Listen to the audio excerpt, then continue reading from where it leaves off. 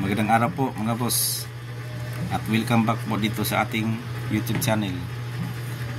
Sa araw na ito ay mayroon po akong si-share po sa inyo na isa po siyang application po para sa mga Android na smartphones, na kasi yung ibang mga gadgets po natin ay tulad nitong mga Samsung ay masyado po silang favor sa mga specs po nila. Yung totoong specs ay hindi po nila nilalagay dito sa kanilang settings.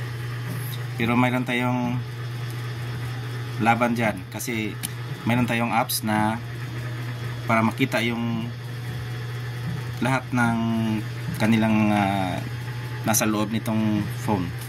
Gaya nitong isa,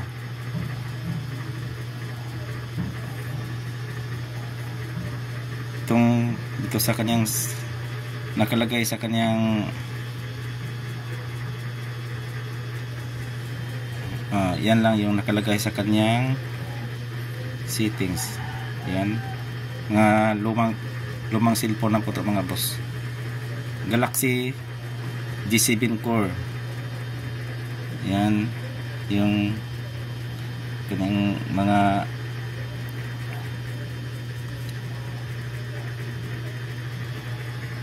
wala po siya nalagay na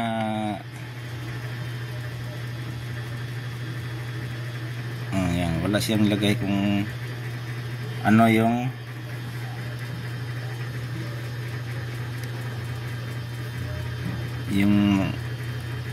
core na nilagay dito, yung kanyang CPU. Yan, about phone. Yan, yan lang. Ito namang isa ay yung nakalagay po niya ito sa kanyang about device. Yan lang, yung Galaxy G7 Prime.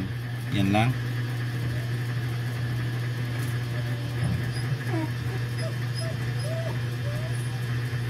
Wala nang iba. Yan. Dito naman sa isa ay yung kanyang settings ay dito lang, tapos mayroon siyang more settings. Dito nakalagay yung about phone, RAM and storage. Yan, 3 gigs ang RAM, storage. Yan, yun lang yung nakalagay about phone.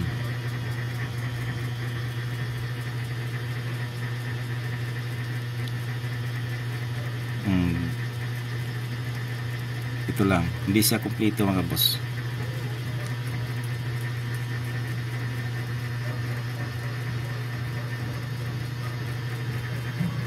Ngayon tingnan natin sa apps natin.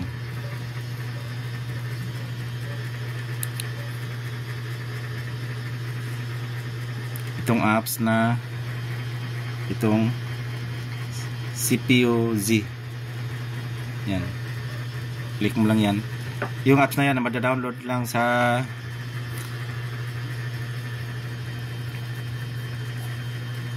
yung sa ano natin, sa Android na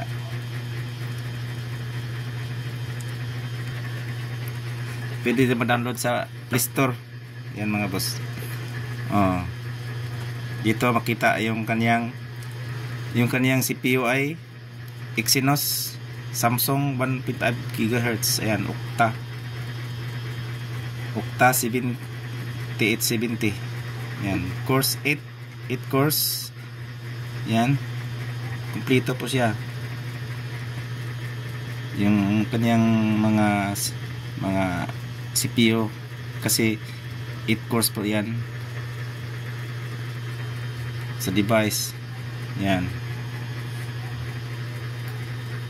lahat po kumpleto.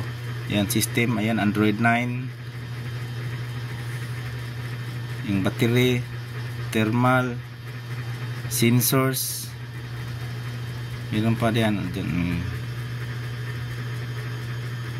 Makikita lahat ng mga nasa loob ng yung totoong ilagay nila dito sa ating device.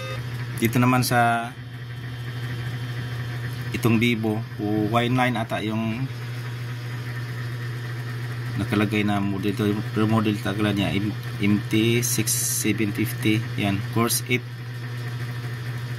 Yan, nakalagay pa yung mga CPU niya, yung alin yung tumatakbo at alin yung naka-stop. Device, yan.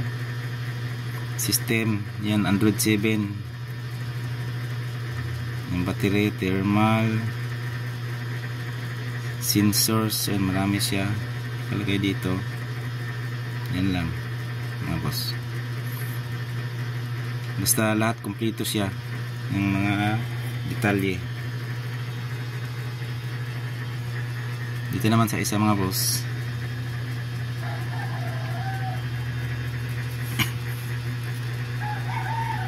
yan yung si processor po niya ay Exynos, yung processor Samsung 1.5 GHz Exynos Octa 7870. Ayan, course 4. Ayan,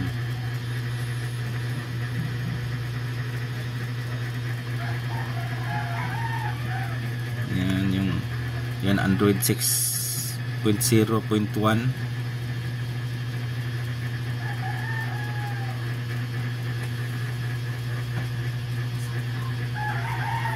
Dito po sa mga boss, kita po niyo lahat ng mga laman ng yung device sa pangitan nitong CPU-Z. Ma-download lang po siya sa Play Store mga boss. By the way pala, itong mga cellphone to ay mga luma na masyado, kaya charge na kasi mamatay pa siya kung hindi charge. Na dideposit na po yung kanilang mga battery. Hanggang dito lang po mga boss yung aking sisir po sa inyo, yung about sa apps na CPU-Z gamit natin sa ating mga device. Maraming salamat po mga boss at God bless po sa ating lahat.